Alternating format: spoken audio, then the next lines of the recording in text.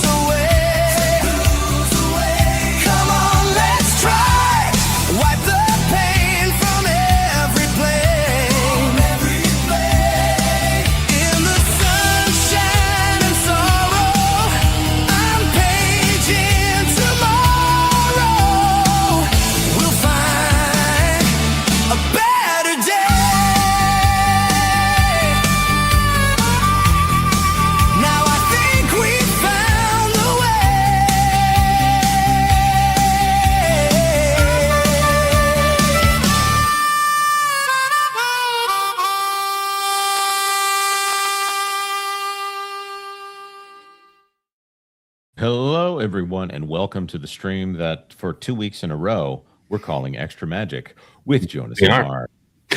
You know, people were saying somebody, I don't remember if it was you or somebody else said we needed a different like intro for the show because it's so different from the others, and I'm like, I partly agree, but like I love that intro song way too much. I just like to hear it. I really do like that intro as well. We would just need one that is even more inspired by the sitcoms of the late 80s. Or maybe if we just had different visuals, like maybe it was just like at the end, like it had like a Extra Magic with Jonas and Marv like pops up at the end instead of TPP Live. I don't know. Yeah, it could just really be don't want like to get rid of that. 3 to 4 minutes straight of you or me coming up to the camera, doing something funny, and then mugging for the camera as it says our name in yellow letters. It should black drop shadow. Yeah, like that's what it should every single Miller Boyette sitcom did. Yeah. Yeah. So there's already a lot of activity out there. Look at that. Magically MJ says extreme. Is it extreme star eyes and that heart hands? Extreme I love how heart Championship hands. Wrestling. I feel like heart hands really took off quickly. Like the Koreans were doing a different heart hands emoji. Were they?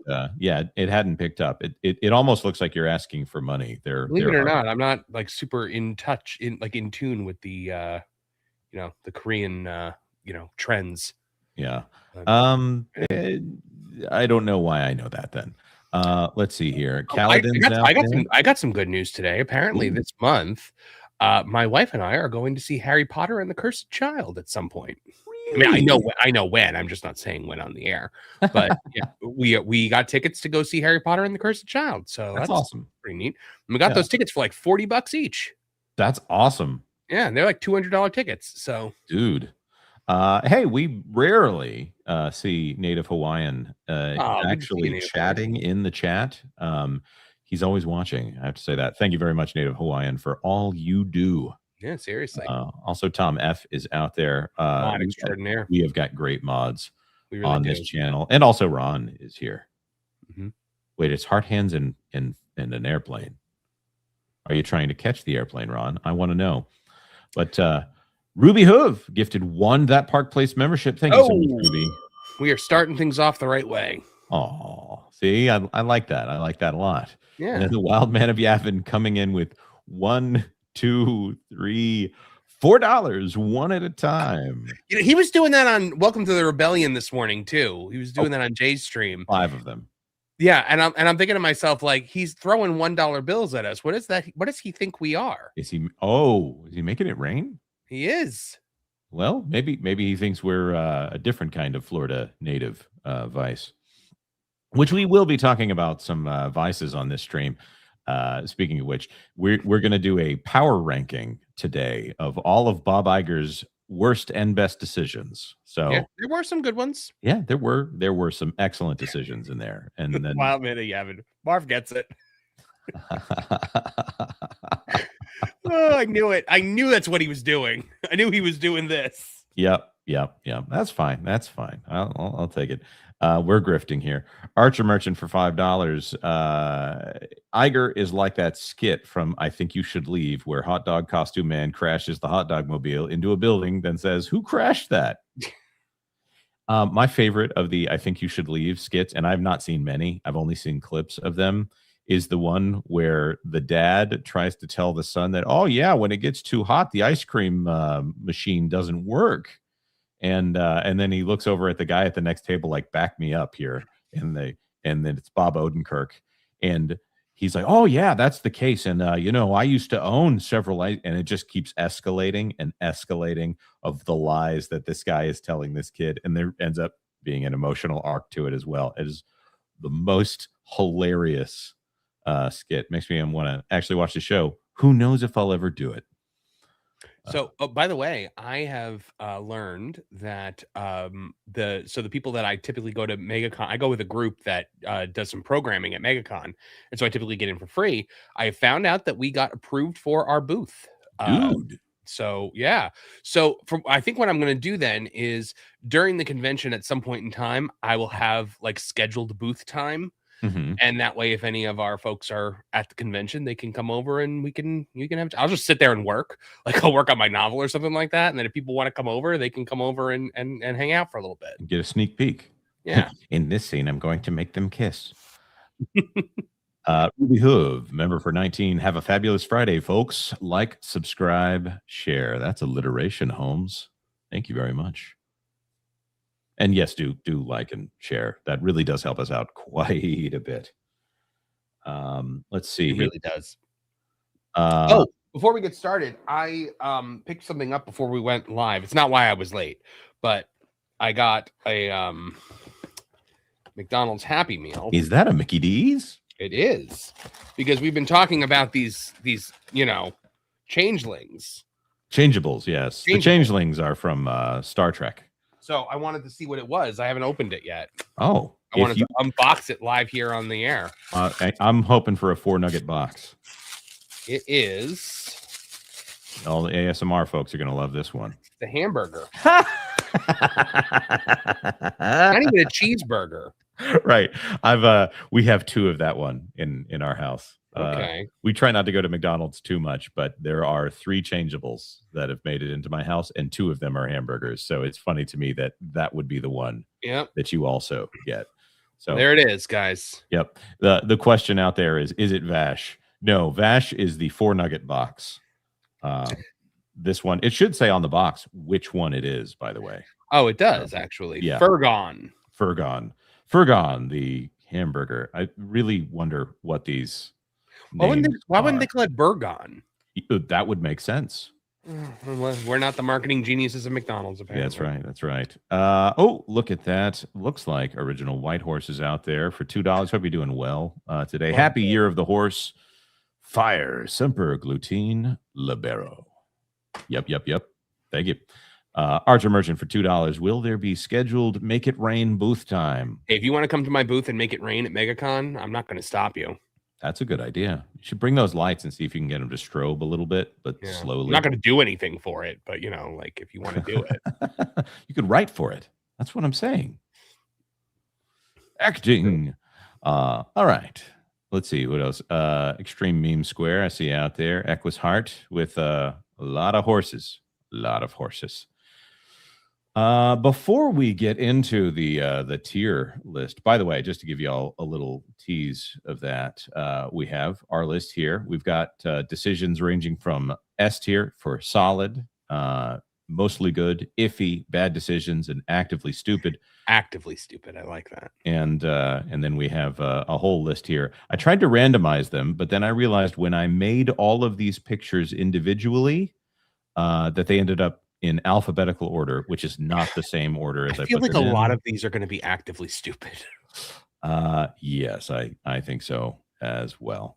So, but before we get to that, Dinosaur has closed down at Disney's Animal Kingdom. It It is the has. end of a Yep. very popular attraction. What were you going to say? I was gonna say there are no more dinosaurs in Walt Disney World, to the best of my knowledge.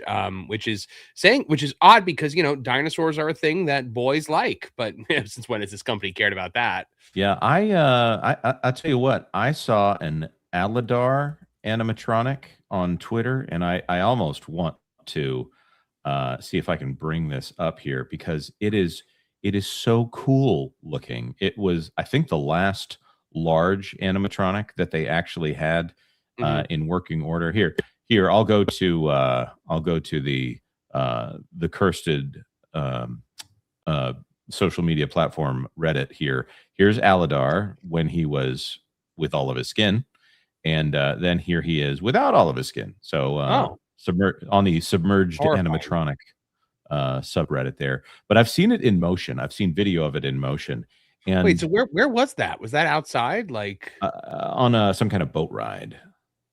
huh? So Okay. I never got to do this attraction. We didn't go to Animal Kingdom a lot as native Floridians. There was a thing about Animal Kingdom that it was really amazing, but it was also really, really hot. When I moved here, it took me a while to go to Animal Kingdom because at the time, like, I didn't really like Animal Kingdom. I'd only been there like twice before, and Mhm. like because we didn't really typically go on our trips. And the one time I had been there, it rained the entire time, and I was miserable. It has become my favorite. It Well, it really is has. the closest to having an actual theme of any of the parks right now. It actually sticks to its theme. Yeah, it's not Yeah. like, well, exception of Avatar, but that you can make the case that Avatar is about conservation. That's true. That's true because the entire thing is kind of like a post-human idea. Right. Um, but over there, even though Disney is getting away from dinosaurs, even though dinosaurs are one of the most enduring brands when it comes to appealing to boys, well, over there at Orlando, they've got the Dino game locked down. And the day that Dinosaur shut down, they said, "Time to ride with a dinosaur." And Yeah, look at that. right. Well, I mean, I will say though that the Jurassic Park River Adventure, which is where you actually get to ride with dinosaurs, Mhm. is closed currently, probably for about a year. Yeah, it is close So, for yeah. Which I love that. I'm not gonna say it's better than Splash Mountain, but it's better than Tiana's Bayou Adventure, I that's mean, for look, sure. there are two log flumes at Islands of Adventure, and I would dare to say they both are Splash Mountain caliber. Yeah, I would well, I don't know, Splash Mountain was so good when it was fully Maybe not in terms operational. of theming, but in terms of like as a ride. Like, Yeah, I mean, it doesn't get better than that drop on Dudley Do Right's Ripsaw Falls. yeah. When you go Uh, down and then up and then down again, and I mean, like, you're just getting splashed in the face with water there. But I mean, yeah. also I really like the drop on the Jurassic Park River Adventure with the T-Rex coming over you. It's Oh, it's fantastic. great. Yeah, there is just something about giant-sized animatronics that just really does it for me. Mhm. Sargon 2008 says, "Yes, Jonas, it was called the Discovery Riverboats that operated for a short period from April of 1998 to August of 1999." There you go. Yep. So that was an Eisner era decision that was later done away with. I wonder if they literally stopped maintaining that thing just because Dinosaur was a flop, and they Maybe. didn't. It's also strange to me because there are many Disney films that are flops that we now recognize as classics and wonderful and all that stuff. But that one was too much of a flop. That being said, I've only seen it like one time and have really no non-academic desire to see it again. I wouldn't watch it for fun. I would watch it for research purposes. But over Mm, there at Universal, they've got Velocicoaster, arguably the best coaster in the Orlando area. Why do I say arguably? Because Hagrid's is better. But there you go. They have an entire dinosaur land over there at Islands of Adventure. Perhaps more. Who knows if they end up spreading that dinosaur land over to the Lost Continent, or maybe it'll be Zelda. I don't know. we'll see what I they also do. I love that Universal Orlando is fully willing to mock Disney for their bad decisions as You know, well. we were talking a second about Ripsaw Falls. I get a question a lot of times where people are like, "Well, why are there two, like ways to go down on Ripsaw Falls?" And it's actually a really interesting answer to that because Mhm. originally the ride vehicles were designed to be 2x2 because you sit like one after the other on Ripsaw Falls. You were Mhm. supposed to sit 2x2x2, and when you approach the drop, there was going to be like a buzz saw, Mhm. and it would literally saw the ride vehicle in half so Oh, that that would there have been becomes cool. two ride vehicles, and then you go down. That is amazing. I would have Yeah, loved to have seen that happen. I can understand yeah. why I they think it was too would, complicated to make happen. So yeah. I love it. I love it. it would have been Uh, really cool. It would have been very like on par for like the cartoon thing. That's why like when people are like, "Yeah, get rid of Toon Lagoon," I'm like, "No, don't get rid of Toon Lagoon. Like keep just at least keep Dudley Do right." yeah. If you have limited time in Islands of Adventure, though, I can understand just trying your best to get through Toon Lagoon. Toon Lagoon, no matter how many times I go through there, I still get lost in the navigation. But always glad to see Universal giving Disney a reminder of, hey, what is this whole thing I love about? when they troll them. Like the best Universal troll of all time was when they closed the Galactic Star Cruiser, and in the queue for Men in Black on like the employee cork board as you're going through, it Mhm. says "For sale, Galactic Star Cruiser, lightly used." Whoa. Whoa. We will Yeah. be we will be talking about the Galactic Star Cruiser as well. Archer Merchant for $2. Thanks, Archer. Threaten to show Acolyte if they don't make it rain. I can't even they've really got the one line, the power of many, and that's about it on that on that show. It's very difficult to remember most of it. Oh no, I remember a lot of it. I remember the galaxy isn't kind to women like us, or Mm, the thread is not a power that you wield. Right before she wields the power to shove her children against the stone stairs. No, I oh, remember a lot of the that's a acolyte. good point. Oh wait, there was that don't you people usually say may the force be with you or something like that. I don't remember. So, yep, yep, there you go. Remember the So, Jedi are horrible. as long as we're talking about Animal Kingdom, I would like to point out one of the worst pass holder perks that I think I've ever seen at a Oh, park. okay. I always love this. Yeah. What is the appeal of this Zootopia Magic Shot for Walt Disney World annual pass holders? Look at this right here. You have Guy Fieri's grandfather over here on the right, and a woman holding a popsicle right here next to Popsicle. a PNG of Nick Wilde and the popsicle people here. So, in addition to an annual pass holder exclusive magnet and treat, by the way, this is Alice Kennedy from WDWNT. Animal Kingdom is also offering a photo op with a Mm. Zootopia magic shot. And what you get is they pose you in front of the Tree of Life garden, and then they put They give Nick you the Wilde. popsicle to hold. Yes, yes. By the way, I think this is fake hair up here. I think he's just wearing it as a bit. It's one of those visors I with the hope hair so. inside of it. Otherwise, that old man is cool. Yeah, that is a pretty cool haircut for a man of his age. So, Mm. um, eh, eh, to each their own as far as hairstyles go. But looking at this, I look pass holders must present their valid annual pass and government issue photo ID in Look, order to I'm sorry. qualify. This is not worth taking out my phone to show you my pass and then taking out my wallet to show you my ID. Absolutely not. If they were like, "Hey, do you want this annual pass holder photo?" And I'm like, "Sure." Like, "Okay, well, we just need to see your pass." I just be like, "Forget it." Like Yeah, the effort to actually do that is 100% not worth this. I can insert a PNG of Nick Wilde into my photos at home Yeah, if I I could really easily wanted to make do this. that. I could make this on Canva very easily. I don't understand. Okay, so let's read and see if there's anything here that's actually worthwhile. Pass holder exclusive photo at Disney's Animal Kingdom is also available, inspired by the Disney animated film Zootopia. Not Zootopia 2, can't keep with the times.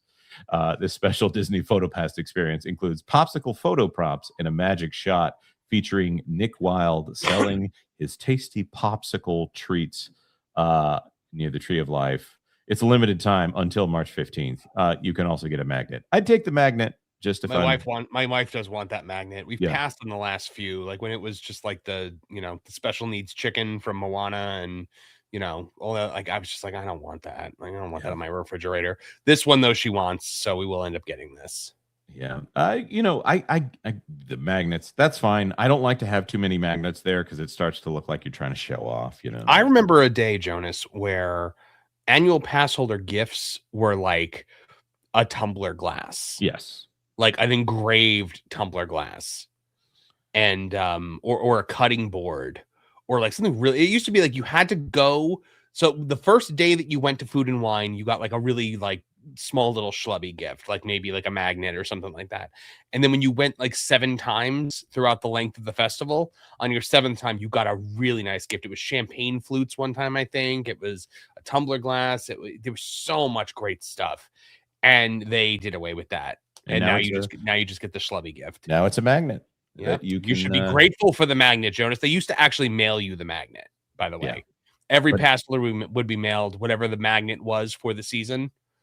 And now they don't do. Now you have to actually go there. So the annual pass holders that live out of state are out of luck when it comes to the magnets now. So if you got the most expensive pass, the Incredipass, you're out of luck. There you go. So let's see what we got here. I have thoughts about voting. I will be quiet. Okay. Well, that's the stupidest thing that I've seen or heard. Yep. Mm-hmm. A photo with a PNG as a bonus. I wonder why it is Universal is beating their brains in. RJ McCready right there.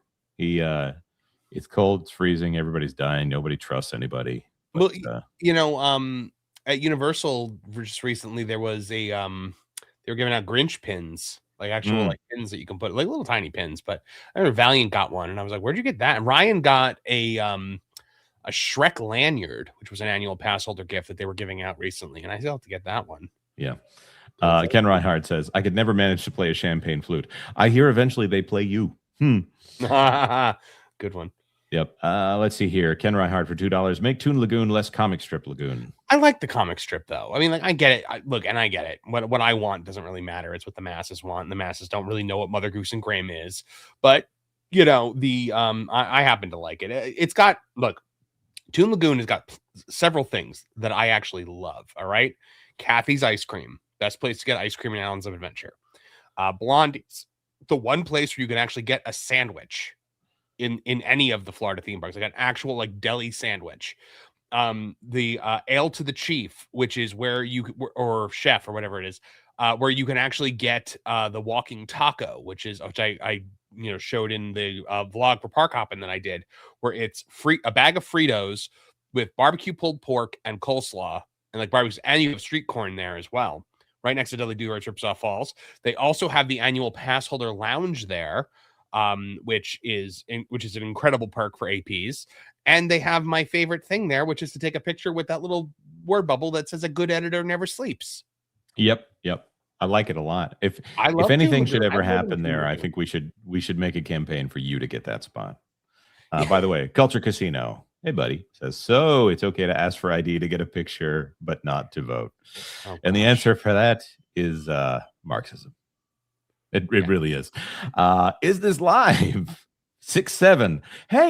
Hey, he's got that number in there, just like that Kamala Harris thing. Sorry, wow, he's trendy. Twice in a row. He's going to really appeal to the young voters. Yeah. Is this live? Member for 17 months. I am sorry, but you are wrong, Marvin. The best Universal troll of Disney was the year by year they have blank with their tail blank and the Bill and Ted show every year for almost a decade. Oh, when they mocked Avatar. Yeah. Oh, when they mock Avatar. Yeah. The Bill and Ted show was phenomenal, and then they had to get rid of it because people like it basically was cancel culture. Cancel culture got rid of the Bill and Ted show. Yeah, because the one year they did a sketch where it was after Man of Steel came out, and so it was always like timely stuff. So they had Superman, and Superman got exposed to pink kryptonite and turned gay. And well, you can imagine because that community has such a record for having such an amazing sense of humor about themselves. Right. You can imagine how well that went over. It's a fair point. That it was announced the next year was the last year of Bill and Ted, and they did away with it. but they stayed in there for a very long time. Maravita for $20. Hagrid's helped teach me some Aussies. Sorry, Hagrid's helped me teach some Aussies creative new cursing. That was a bit embarrassing as we were in line for over an hour and I didn't swear once. Then the ride started and it went south fast. Pretty intense ride. I gotta be honest. Like how many roller coasters do you know of that has like a drop, like a dead drop? Yeah. Hagrid's was one of the days when I used my dad voice in line on some teenagers who were being very informative with their language. Oh, and I've told this story many times. I'll tell it very quickly. So I got to some point and I did the loud, "Hey, there's kids here," and so the little teenage boys who were acting all tough, they all shut up, and one of the girls comes back a couple of minutes later and says, my phone is dead and I can't contact my mom. Can I borrow your phone, sir, to call my mom? So, while that might also sound like a trap, I saw this little girl and I'm like, I'm going to make sure you get in touch with your mom. So yeah, little bit of dad energy there. You should have been like, maybe if you had watched your language earlier, you'd be able to contact your mom right now, but you're not getting this phone. Yeah. You're not putting that dirty mouth to my phone. The language that you spew out of it, you're gonna curse into my phone? I think not. Yeah. Vixaris, member for 23. Is this time slot to ensure Wilton can't attend? No, it's just a happy coincidence. But I mean, yes, it is a very happy coincidence. Wilton was on M Forecast last night because the audience paid for him to be there. So. Oh, wow. That's a good way to ensure people are on your shows. Yeah, well, they also paid now for. So you know how like I play Mario Kart with the Geeks and Gamers crew, and I get destroyed periodically. So Wilton is actually going to train me on live stream in Mario Kart on M4 Empire Gaming. Oh, that's cool. Yes, I think that's a great idea because and then I will make a montage out of it. Who would have thought that an internet troll would spend a lot of time playing video games? Right. Archer Merchant for $2. One more, they should give you Star Wars Celebration booth. Could you imagine? If y'all want to understand what happened at the last Star Wars Celebration, there is a video on the Everything Woke channel that goes through the Star Wars is a drag panel where they go through and they take every single thing in Star Wars and unironically say that everything in it is gay. I'm sure George is sitting there like, what? Why? Yeah. OG Dutchy, did Jonas turn into Captain America? Someone says something bad and Jonas goes, language. When it's kids, Captain America turned into Jonas. Hey, there you go. Yeah, when there's kids around, I generally have more license to actually say, hey, cut it out. But I have noticed there are some adults that it goes either way, but there's some adults who do change their language patterns in front of me. I don't know why that is exactly. Some of them clean it up.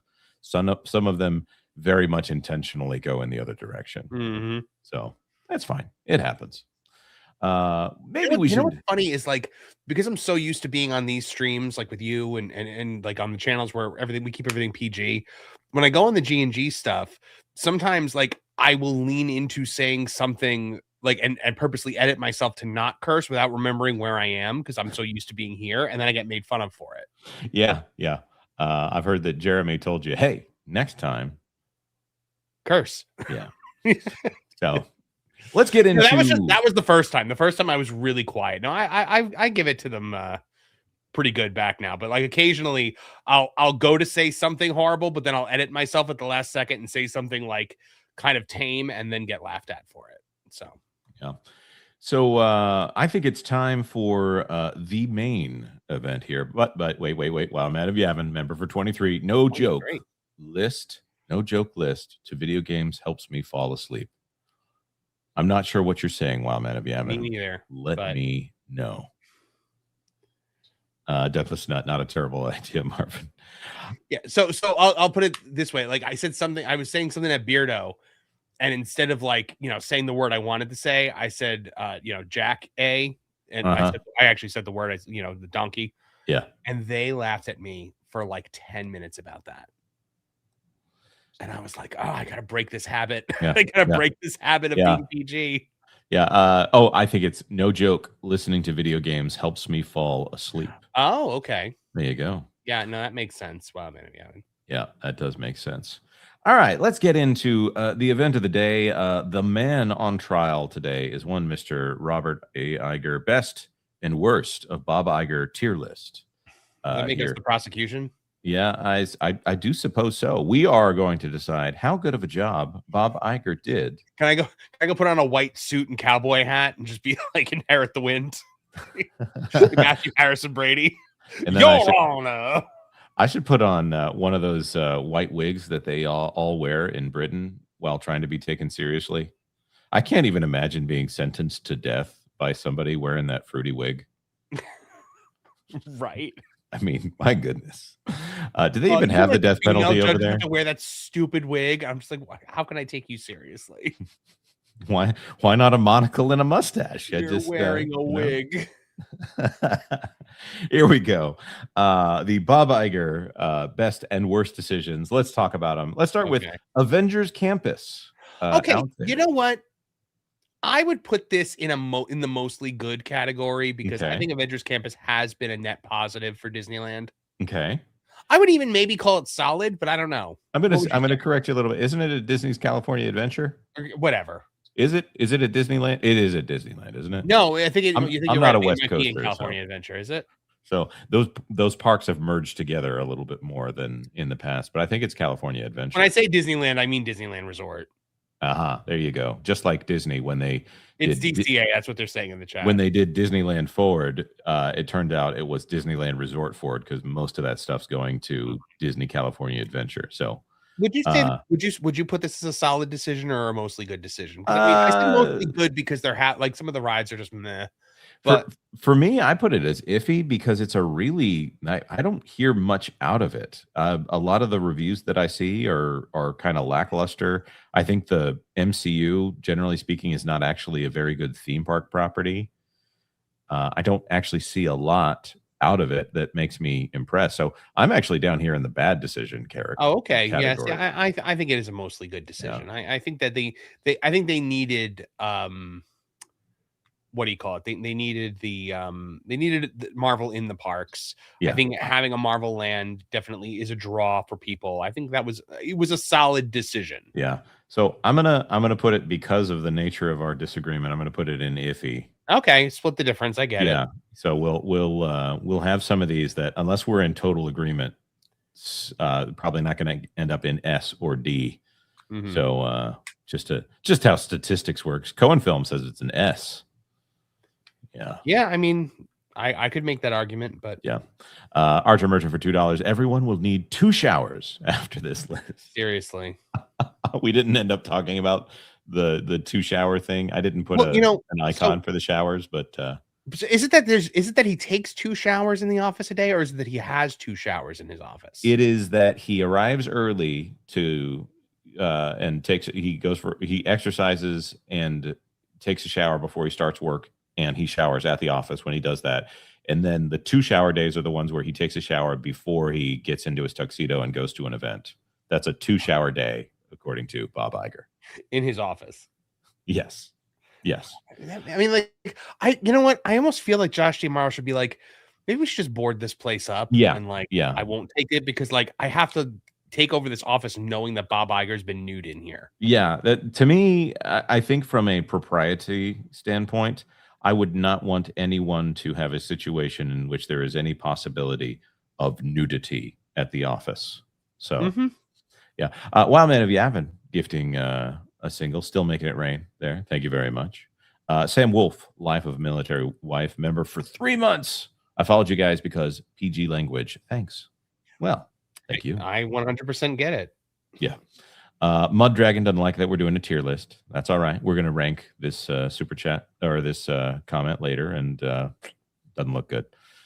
Just kidding, man. Wildman of Yavin sends in another $1. Wow. Wildman of Yavin. Thank you. Lord. Let's see. And another $1. And another $1. That's funny. That's funny. Bob Newhouse for 2.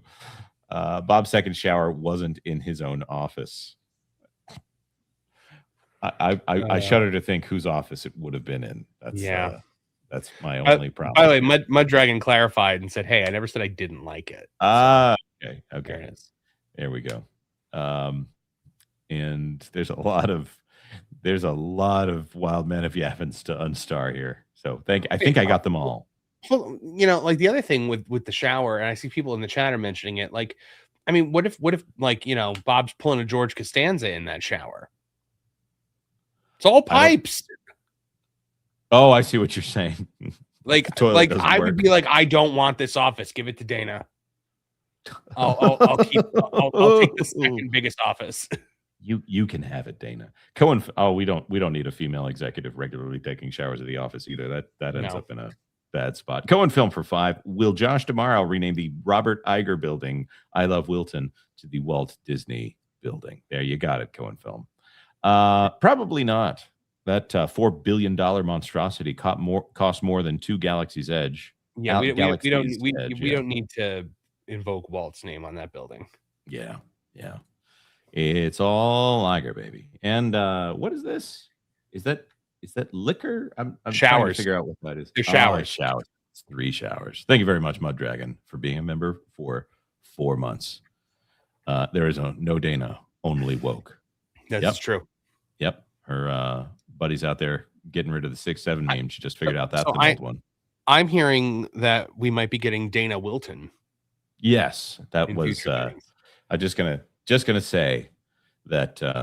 That actually sounds like it could be funny, but that was my idea. By the way, I asked Steve, when are we getting Dana? Oh, that explains why it's funny. Okay. See, you know what? Like, I'm just like, wow, he came up with a really funny idea, and then you're like, I came up with it. I'm like, okay, the world makes sense to me. I can show you in the messaging system where I sent that in. Cohen Film for $2. Yes, I said I love Wilton. There you go. You got it. You don't even have to manipulate it with AI now. Daniel Alpine for 2. Iger killed 2D animation. Oh, that's why he did. Yes, he did. Yes, he did. All right. Let's get to our second one here. We're only at 43 minutes into this live stream. This is a big one right off the bat. Bob Chapek.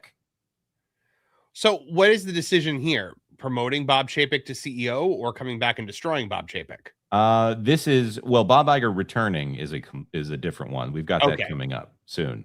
But we got I think making Bob Chapek the CEO was a solid decision. He was a guy that actually was qualified for the job. Yeah. I think the way that he did it ended up being a little weird, though. I feel like he did it in a scapegoat sort of way, like that. Of course he did. Around 2019, he started seeing the writing on the wall, maybe with his contacts in China, and started understanding what's going on. I think also Bob Chapek was in charge of what's gone on at the parks under Bob Iger, that Bob Iger was so disengaged with those parks, but wanted them to be monetized thoroughly. Maybe it was a bad decision then. So I'm in this area. If you think it's a solid decision and I'm on iffy to mostly good, I think we'll put Bob Chapek in the mostly good, and look, long term, I think Bob Chapek would have been a net positive as CEO if he wasn't just set up to fail. Yeah, I think so. I think he would have had the potential to turn the company around. Yeah. O2RR, can we add an F tier for total fail? We could, but we need some space here on this list. So we're going to say actively stupid. So Jonas showers with bacon. I you got to eat breakfast sometime, and I got a busy day. So let's see here. This next one?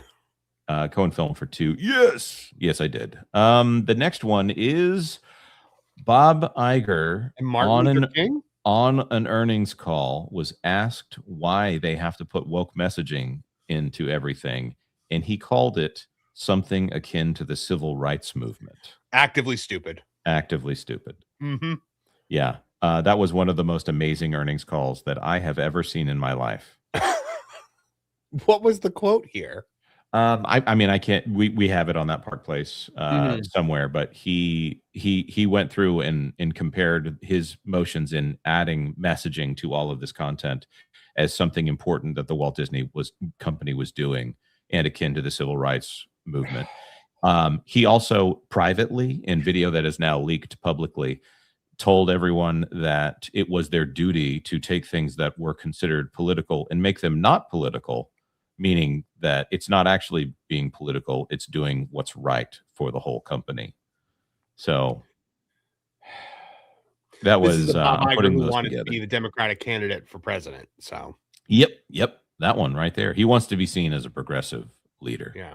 So, Archer Merchant for 5. Iger probably fleeing to repeat. Dana might take the Hollywood woke agenda hit, and Josh takes the Parks failures hit. Double human shield versus Chapek. It's a good There's point. only one man who can save us now. And his name is probably Bob. Yep. TJ Magnify, member for 10. Hey, hit the like button. I got a free chat. Yeah. Thank you very much. And you got a free chat, but you've been a member for 10. So somewhere in there, good to see you, Tom. Hey, look at that. Andy Masterson's out there. Bob Iger could never tolerate being apolitical. Yeah, he's even after all, even with the when he decided he wasn't going to run for president, when he started saying we need to quiet the noise, like he was never quieting the noise. Yep. So this is Bob Iger returns. That's what this one is right here. That is actively maybe bad decision or actively stupid. Yeah, actively stupid. Yeah. Well, no, I'm going to say bad decision because he did get a lot of money. It was at least good for him. But no, everyone would still think he walks on water if he never came back. They'd be pining for him to come back forever if he never came back. Yeah. What is that quote? It's better to be silent and be thought a fool than to speak aloud and make people sure of it or something like that. Yeah. To open your mouth and remove all doubt. Hold on. Open your mouth and remove all doubt. Yeah. I'm getting a phone call from WDW Pro in the middle of a live stream. So hold on. Well, that's interesting. All right. Well, I guess I will keep you guys entertained. Let's see. Dumb Old Bear said Bob is apolitical. He's a political hack. Yeah, he just realized what he was doing and he said oops and he just texted me. Okay, good. He thought it was an hour earlier. All right, let's continue on to the next one. It is a Mark Twain quote. It's better to be thought a fool than to open your mouth and remove all doubt. But it's an adaptation of a biblical quote. I think it's in Proverbs. So there's a lot of those really good Mark Twain quotes that are like, dude, it's in Proverbs. You said it. You said it in American and rephrased it very well. All right. Carriage disputes and the transformation of cable by Disney. Oof. Are you putting that in mostly good? It's good for Disney, but it's bad for the industry as a whole. So that makes it iffy, in my opinion. Yeah, I think I'm there with you as well. So, isn't it funny how so many of the things that are good for Disney are bad for the industry? Yeah, and ultimately bad for Disney as well. While they're good short-term decisions, they're not good long-term decisions. Correct. Yep. All right. Cars Land. Actively stupid. What? No, this is not Cars Mountain or Piston Peak. Cars Land in California. Oh, don't worry. Rivers of America is on this list. Oh, okay. Yes. No, that's solid. Yeah, that's a solid decision. This is great. Cars Land, Radiator Springs, out at Disney's California Adventure. Yep. That's solid. You're right. I thought you were talking about Piston Peak. No, that's Cars Mountain, sir. Which I will never stop calling it that. Ken Reihard, S. Texas 84, A. Nathan says S. Ken Reihard, S plus. Yeah. Dumb Old Bear says fantastic, but probably the last great thing Disney built. Do they still do they still have the Cozy Cone Cafe with those bread cones? I don't know. Man, bread cones are great for theme parks. Here it is. It is the best theme park food. Yeah. Here it is. Even a fool is thought to be wise when he remains silent. He is thought to be prudent when he keeps his tongue. Proverbs 17:28. Yep. That's a good quote. Obviously, divine wisdom right there. All right. This one is Bob Iger shutting down the parks, even though he wasn't CEO. So for those of you who don't understand what happened here, Bob Chapek was the new CEO of the company, and Bob Iger just struts into the room and says, "Don't worry, I just got off the phone with Gavin Newsom. Gavin Newsom wasn't going to make us shut down Disneyland, but I convinced him to make us shut down Disneyland." And Bob Chapek said, "I'm sorry, am I the CEO of this company?" Anyways, here you are. So Mm-hmm. I'm going to say that was actively stupid. Actively stupid. Wow. His face is on a lot of these. Because not only was it dumb, but it was like wrong because he wasn't the CEO. Absolutely. Jared Markham might be onto something here. To be honest, that wasn't so much Bob Iger as it was John Lasseter, who they ran out. You may have a point there. What, Cars Land? Yes. Because he was the chief creative officer in charge of Pixar, Walt Disney Animation, and also Imagineering, which they're saying that Dana Walden's position is different because she's the chief creative officer over the film and television divisions, which I'm like, okay, whatever. Do your thing. Disney's California Adventure revitalization. I'm that's a solid decision, I would say, right? I'm going to say that's a solid decision as well. This is something that they fixed that was an Eisner problem. Yeah. Eisner was not very good at the international and non-Walt Disney World expansions of the parks. So yeah, agreed. Yeah. He did make Disney's MGM Studios, though. Yep. Disney Plus. I mean, so I'm glad we have Disney Plus because, like, it's convenient. Mm-hmm. I mean, it wasn't a good rollout. So where would you put it? So are we talking about Disney Plus as a concept or Disney Plus, like the rollout of Disney Plus? Disney Plus as a division of the company and its effect on the company from a Disney, the business standpoint. I would make that iffy, to be honest. Where would you put it? I would put it as a bad decision. Okay, so maybe we can go bad decision then. Yeah, because Hulu is separate on this as well. Culture's trying to call me. What is happening? Yeah, what is happening? I know Culture actively knows I'm streaming too. He literally was in the comments section. Yeah, he's messing with us. I love Culture, but come on, man. Equilibrium says Jonas is right about Avengers Campus. Bugs Land was way better and always has been, despite the lacking rides. Theming was far superior. Well, that's something they would do away with just so they could say, hey, we've got this over here. We hope you come because we've got your IP. Right. D, it has cost them billions and billions of dollars. I'm now getting a phone call from Marvin Montanaro. What is everyone doing to me? Oh, my. Excuse me. Everyone call Jonas. Everyone who has my phone number. Okay. Epic Games. Epic Games, I would say that's a good decision, wouldn't you? Yeah, I would say it is too. Solid? But no, I'm not going to put it in solid because they also could have said they could have gotten paid for this instead of paying for it. Because they said, hey, we're going to do a specific contract with Epic Games. Tom F. just called me too. Okay, guys. Love you, Tom, but come on. Epic Games, I'm going to put it as mostly good. I think it was a solid. I don't think Epic Games was paying them. Yeah. I don't see a universe where that was happening. Yeah. Laugh it up, fuzzball. That's what I got to say to that. Thank you very much, Tom. So, because they could have probably achieved all of that and just been paid for it, that's where I'm at on that one. So, as you can see, alphabetically here, we've gone from Disney California Adventure and Bob's to now we've reached ESPN Bet. Actively stupid. I would agree. And apparently Penn Bet, who actually paid Disney for the license to use the ESPN name, is trying to get out of this arrangement. Really? Yes. Yeah, they're trying to see if they can end it early. So I think this damages the ESPN brand, associating it with gambling. By the way, great video from Real Life Fake Wizard on the incorporation of gambling into video games. This is an area where I'm thinking about saying, hey, go look at this as well.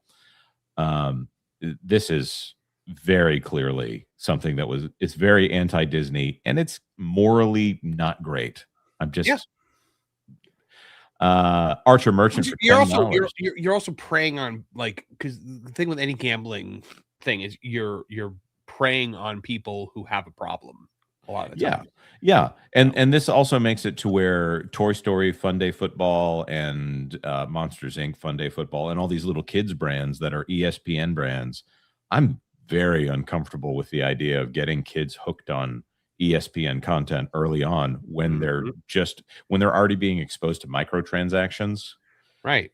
To try to get them into microtransactions and loot boxes and things like that, which Disney is associated with companies that do that. Disney does it themselves. They did it through like their mobile game, that Magic Kingdoms mobile game. You know, that's I think Dreamlight. Does Dreamlight Valley do loot boxes? I don't even know. I don't know, but I know like Emoji Blitz also does loot boxes as well. So like that Magic Kingdoms game, whenever they would roll out a new, like, okay, well, now you can get Snow White and the Seven Dwarves. It would be like, okay, here are all the things you can do to get the dwarves, but there's one dwarf that you can only get through paying for it. Exactly. And it was like Grumpy too, so it was like the one that everybody wanted. Yep. Archer Merchant for $10 had to help negotiate the union furlough/layoffs impact because of Bob. He also threw a tantrum because they thought it was going to be a short term and left Newsom council once he stopped listening.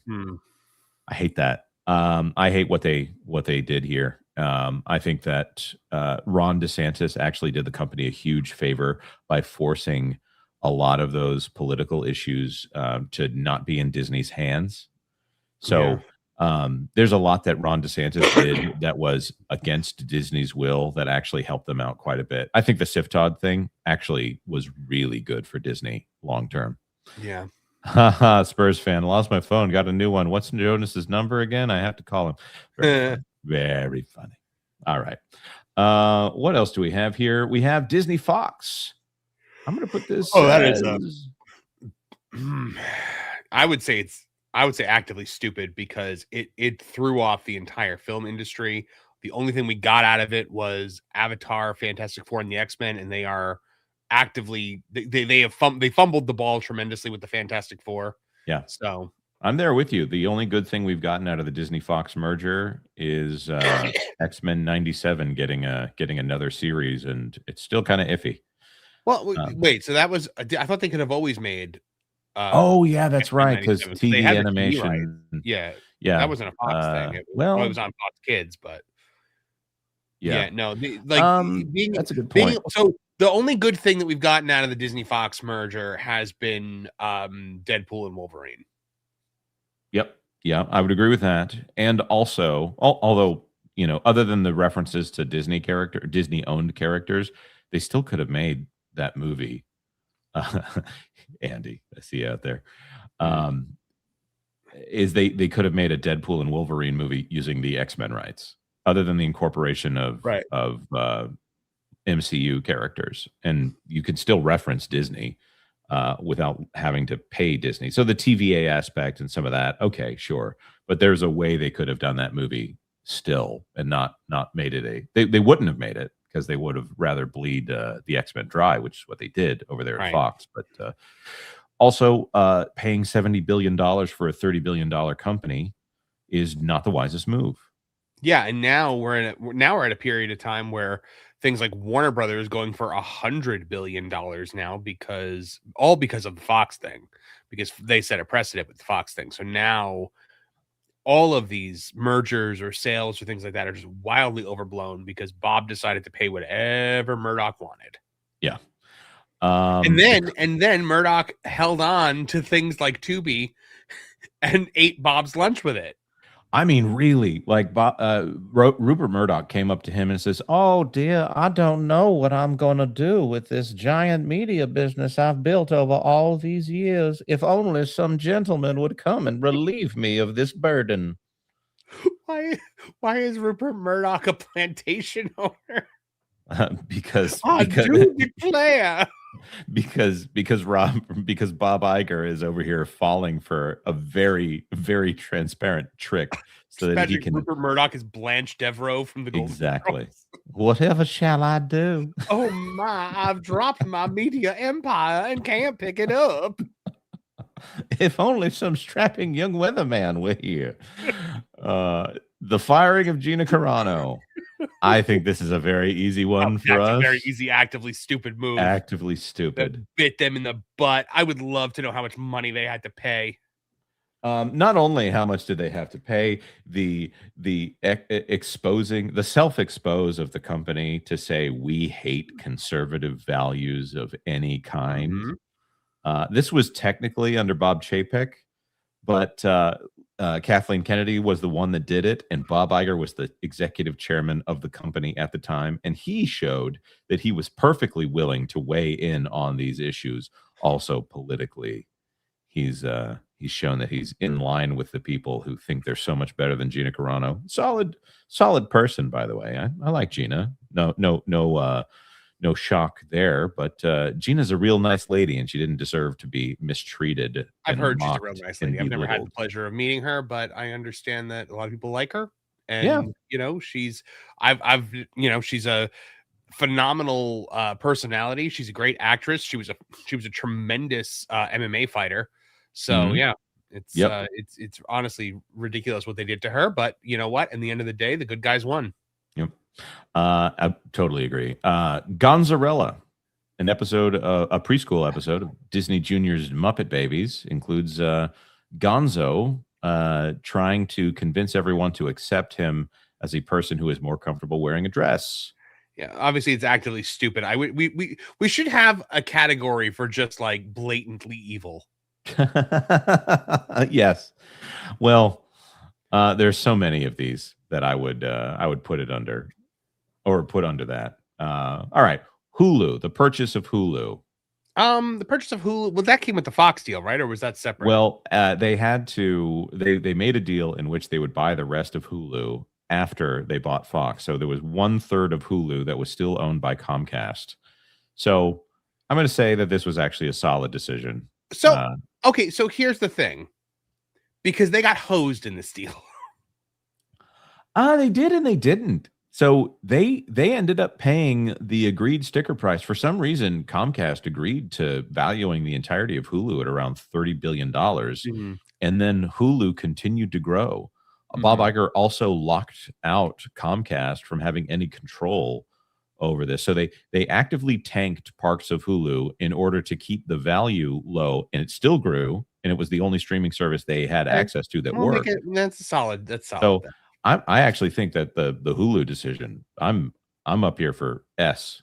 Okay. Texas 84 says S. Let's see here. Hey there, Juliet. Good to see you. Jared Markham, like I said before, this deal gave us Epic Universe, supposedly. Well, that's the thing. They asked for the exact price of Epic Universe. Yeah. That's amazing to me. Please put Destroying Splash Mountain as F. I think I forgot to put Splash Mountain on this list. Ooh. That's my fault. Not good, Jones. That's my fault. Okay. The firing of Ike Perlmutter. Oh, that was an actively stupid decision. Yeah, I would agree. That was. I'm on this line right here. Like, I get it, not wanting an executive in there who disagrees with you and keeps things is the sole voice of reason to keep things reasonable within the company. But I'm going to say, look, I mean, Ike Perlmutter, he made some, he had some questionable, thoughts. Like, what, didn't he want to get rid of Robert Downey Jr. at one point? He was iffy. Oh, well, paying Robert Downey Jr. to be in Civil War. Yes. Yeah. That's here's the thing. Civil War, I'm iffy on Civil War because there's some amazing spectacle and they did some really cool things in it, but it's also kind of the end of anything other than the MCU being one singular storyline. Mm-hmm. At that point, the entire MCU is just one thing, and that's where we get to. They wrapped everything up into one story, and then they said, well, the next story is going to be one story as well. And that is very boring from a movie making standpoint. So instead of having 3 or 4 different shows that are airing at different times, they have, well, there's one show spread out across all these different movies. So yeah.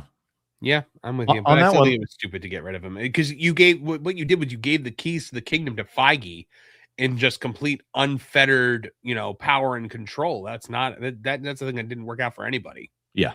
I already know the answer to this one, but let's put it up here. The firing of John Lasseter. Oh, actively stupid. Actively stupid. Oh, that's what John Lasseter looks like. Yeah, we've got some people on staff who've met with Lasseter multiple times. I literally have never seen what John Lasseter looks like before.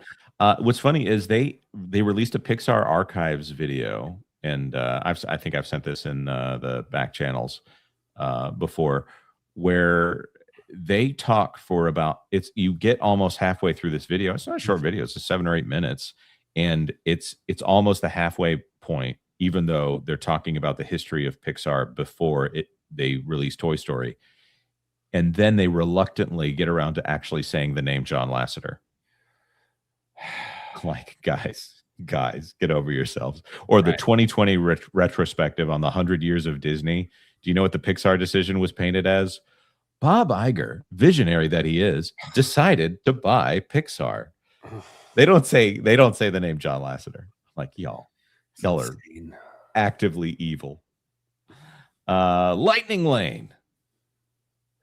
Lightning Lane is actively stupid. I'm gonna say it's bad decision just because actively stupid is getting a little full. Well, I mean, look, if the stupid hat fits, wear it. Yeah.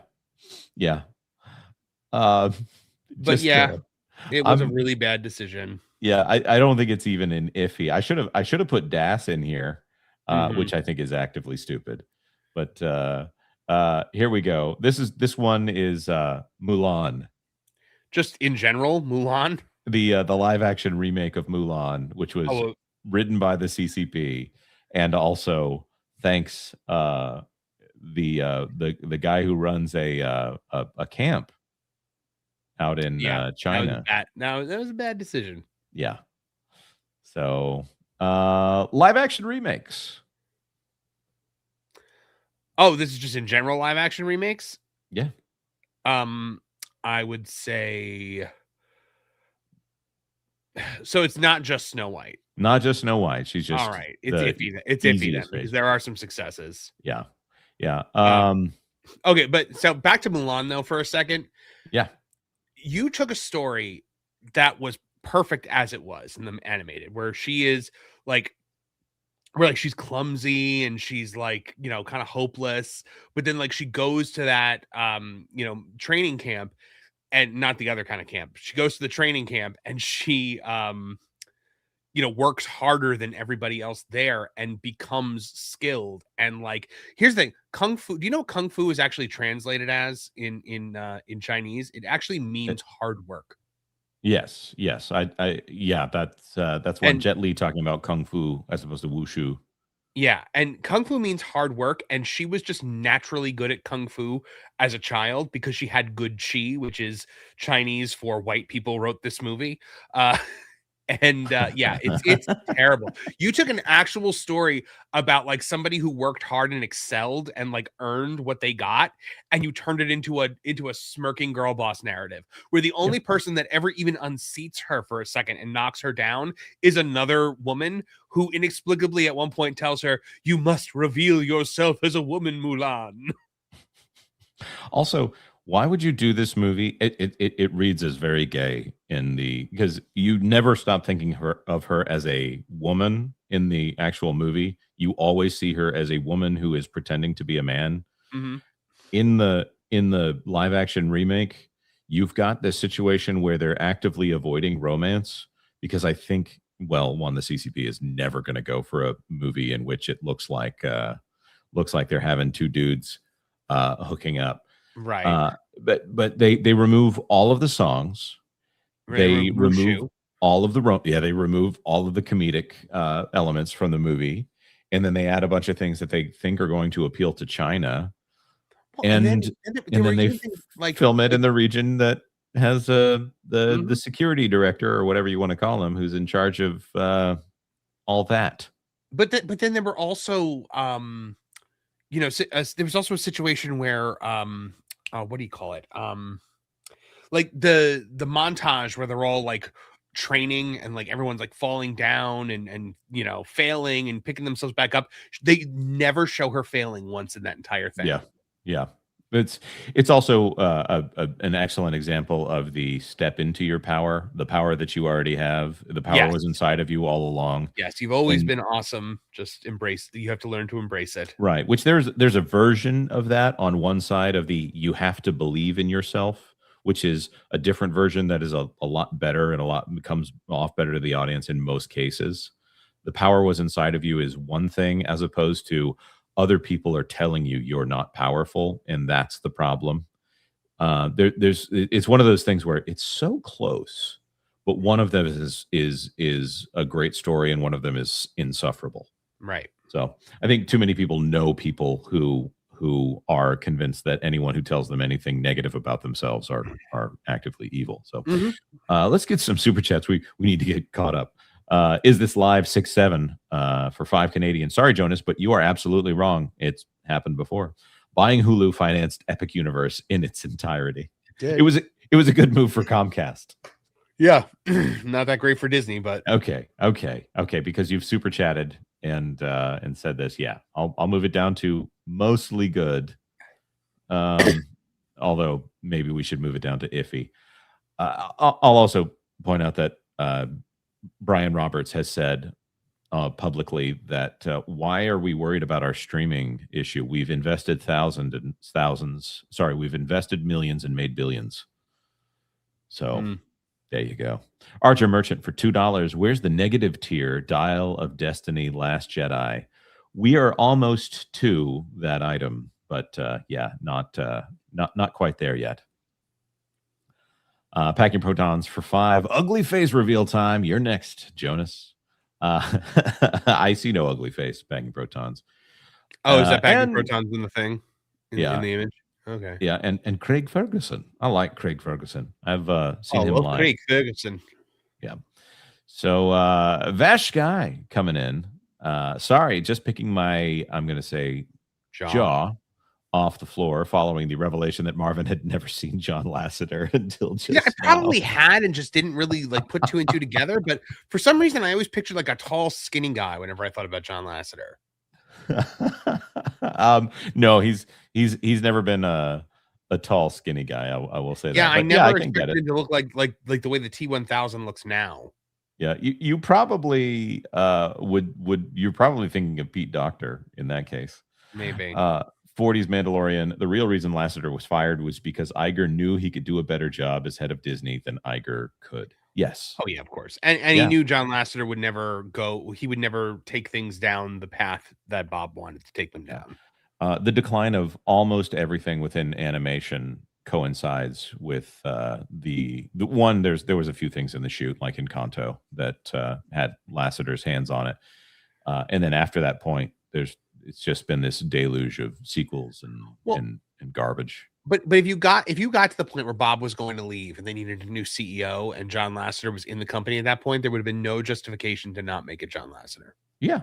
Oh, I totally agree. He should have. And Bob was never going to sign off on that. Yeah. Wild and Crazy Bear for $2. At least the direct-to-video sequels had a story. They did. Yeah, so this is why one of the things that Roy Disney brought up as a reason that Eisner needed to go is because the brand was being diluted in order to make way for these direct-to-DVD, direct-to-video sequels. And I just saw a thing about Roy Disney on Instagram where I guess Journey to Atlantis was actually supposed to be a trans story. Oh, about a boy who wanted to be a girl, and Roy Disney, like after they had already sunk like millions into it, Roy O. Disney found out about it and came in and was just like, "What are you doing?" and just started firing people. I would too at that point. At that era, especially, it'd be well within your rights to do it. And it was right after the stock tanked after Lion King. Yeah. So he came in there and just cleaned house. Yeah. Flying Blind on a rocket cycle for $2. Good day, all. Good day to you, Flying Blind. Good day to you. So, not sure here. Let's see. Doge Pal for $2. Don't let nostalgia hit you. Most sequels are bad. Return to Jafar was good. Have you seen Karate Kid Part 2? Or were you only talking about Disney sequels? Return to Neverland. Ooh, that could be, you know what? That could be a good Lauren and Apollo for tonight. Lauren was still. I'm going to text that to Lauren right now. Sequels. Maybe that's what we're going to do. Maybe we'll do that next week. That's not a place thing. Okay, Lucasfilm. The purchase of Lucasfilm, as embodied by the face of Kathleen Kennedy. We can include Last Jedi in all of this. So is it just the purchase of Lucasfilm, or everything they did with it afterward? We're merging all of that together. The purchase of Lucasfilm and the actions that they've taken with Lucasfilm. Bad decision or actively Bad decision. stupid. Okay. I'm going to say, yeah. The decision to buy Star Wars was a good decision, I will say. But what they did with it afterward was actively stupid. So we'll split the difference and say bad decision. Yep. Now here we get into, as you can see, we've moved out of the L's into the M's. MCU. Oh, actively stupid. Actively stupid. You took a golden goose and chopped its head off. Yes, and then sewed on a female head. Maker Studios. Not a lot of people remember this, but Bob Iger paid $1 billion to buy a YouTube MCN named Maker Studios, run by Shekhar Kassimji. This is one that, you know, the OG YouTubers were involved in it, and they bought this because it was going to be the way of the future. And then they realized we have no idea how to use this. That sounds actively stupid. Actively stupid. All right. On to Solo, and I'm just putting it here for a moment. So Solo is the Marvelization of Lucasfilm. Bad decision. Bad decision.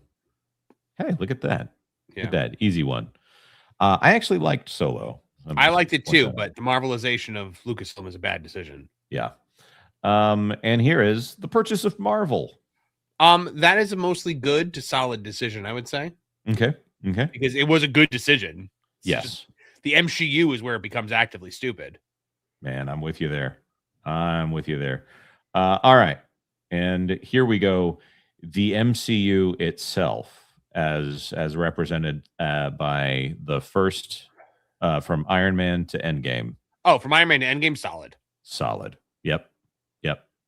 Yeah, it's not until the MCU comes around that it gets actively stupid. Here is here's one. I'm representing the proxy fight here with just this picture of Nelson Peltz. Okay. The decision to quote unquote win against Nelson Peltz. I'm gonna put this in the bad decision to actively stupid area. Yeah, I agree. I'm gonna say bad decision. Bad decision. Nelson Peltz pointed out that if they just stuck with the market here, they'd be at $300 a share right now, or if they had us take over, it was at 119 when we bought out a year ago today. They would probably this is your Nelson Peltz impression. About $200 a share. That's my approximation of Nelson Peltz. I like the way he talks. I like the sound of old men giving very dry advice. It's a favorite of mine. Now say "Oi Gewalt." Oi Gewalt. I have a hard time picturing him using the Yiddish phrases for some reason. Yeah. So this is a difficult one for me to quantify in one thing. So this is the Disney one brand approach. One brand representing adding like the older content onto like R and MA content onto Disney Plus. Yes, that everything that they do now is branded under the Disney name. I would say it's iffy because I understand from a marketing perspective why you want to do that. You don't want to have different things, but from a perspective of like family stuff, it's, you know. Yeah, I think I'm in the iffy to bad. I mean, if not actively stupid, to take the most important family entertainment brand in the world and have people question what that means. Yeah, I would say bad decision. So I'm about right here. So what else we got here? We got a few more left. Let's see what everybody's saying. Jared Markham, actively stupid. C. Let's see. Of course, they give Black Widow and Han Solo movies after they die. Yeah, of course. That's a very good point. Let's say strange Disney stuff is now a little rated. By the way, most Disney movies now are animated movies are PG. Trooper Donnie says, I didn't get a notification for the stream. Oh, I'm sorry. Sorry. You stopped accepting my text messages, Trooper Donnie. What else we got here? Pandora, the world of Avatar. Okay, so I would say this is a mostly good decision. Yeah. By the way, I'm just putting them here temporarily so I can shift up. It's a visually impressive land. It has an e-ticket ride that is actually quite good. It's just, it's Avatar, so who cares? But so I'm going to say when they announced this, I would have put this in the actively stupid category because it was an IP they didn't own. It was something that I actively hated because I hated Avatar at the time. I don't hate Avatar anymore. But I think it's one of the few things that keeps anyone coming to Animal Kingdom at this point. So mostly good to solid. Yeah, mostly good, I would say. All right, cool. We're in agreement. Kalioff disagreeing here, and I get it. Due to expense, bad decision. It's possible. Yep. Epcot. We didn't put Epcot on the list. I should have. See, there's even more that comes up. Should have put Epcot. Should have put Tiana on here. All right. Here we have the purchase of Pixar. S tier. S tier. Solid decision. Yeah. One of the best things they've ever done. This is, of course, this has to be up here since John Lasseter is down here. The purchase of Pixar and the talent acquisition of John Lasseter and Ed Catmull, who is the president of Pixar. I mean, those were two talents that if they could do it again, they would do it again. Hey, Jonas, could you? I'm not feeling great. Could you vamp for 5 minutes? Oh, sure. I'll be right back. What's he up to, yo? On that note, I do think we're going to take a little deviation here, but I will say Packing Protons for $5, a bit behind, $500 to get Jonas to say a curse word, even a light Hoover, or is there a dam on Lake Mead? Does that count, by the way? Yeah. Let's see here. I do have something I'm going to bring up here while we're talking. And since we're all on this subject, I just want to point out that it says my browser has lost access to my stream. Can y'all still hear me? This is, of course, inviting the stream to mess with me. So I'm going to ask Tom F. Can you hear me out there? Can you drop something in the chat to let me know whether or not you can hear me? Texas 84 says, just say no. Everybody says they can hear me. Okay, cool. Sorry. Audio issues at the same time. I'm going to pull Marvin into the back here for just a second as we talk about this one.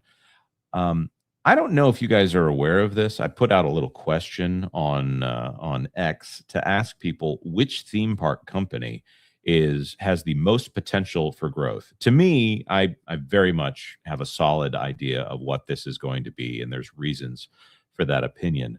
But I wanted to ask, and I put in Disney, I put in Universal Creative, I put in United Theme Parks, which is SeaWorld and Busch Gardens and a few parks like that. And I also put in Six Flags. Six Flags is shrinking. They have to shrink so that they can be on any kind of good footing.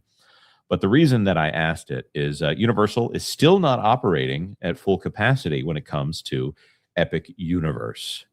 They admitted on the earnings call that they were still testing out that park, which is amazing to me. They still have some operational issues, which in some way, I'm going to say this excuses those operational issues. I went to Attractions Magazine for this one by Blake Taylor. Epic Universe still not operating at full capacity, but continues to shatter records for Universal as its future looks bright. I'm also going to point out that these parks did not cannibalize the existing parks. So Diagon Alley, otherwise known as Universal Studios Florida, still maintained its numbers, as did Islands of Adventure. Great park over there, Islands of Adventure. So looking down here, Comcast, the parent company of NBC Universal, hosted its quarterly earnings call on January 29th, and they revealed key data. Universal Parks crossed $1 billion in a quarter for the first time in EBITDA. That's earnings before interest, taxes, depreciation, and amortization. First time they've been above $1 billion, and is a 21% increase in quarterly revenue year over year. So that's an amazing amount of growth for this company. One park, 20%. As far as they're concerned, I guess that they would prefer it be a different way to handle it. Over here, Robert Niles from Theme Park Insider Epic Universe drives record earnings at Universal theme parks. It's getting to the point where when they advertise this park, they're actually advertising the entire resort because they know they've got people with Epic Universe. And I cannot recommend Epic Universe highly enough. And I think you should do multiple days. We'll say there's some stories about operational issues here and there. If you are going, you should try to avoid a day that has a lot of rain because that does take down a lot of their rides.